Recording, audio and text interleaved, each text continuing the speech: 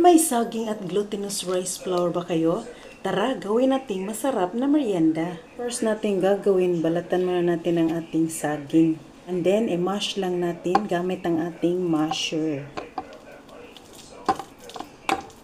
Then, ilagay natin ang ating 2 cups glutinous rice flour, 1/3 cup powdered milk, 1/4 cup brown sugar.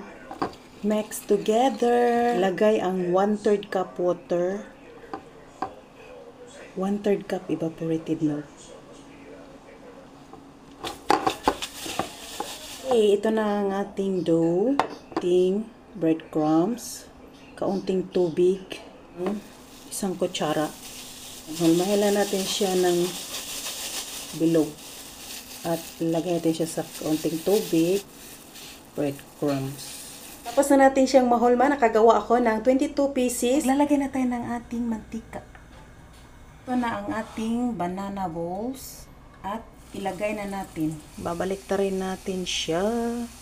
Pwede na natin siyang hanguin. So, ito na yung itsura niya. Ito na ang ating banana balls. So, ano pang hinihintay natin? Tikman na natin.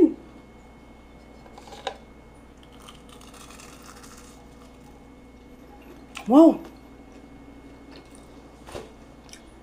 Ang sarap!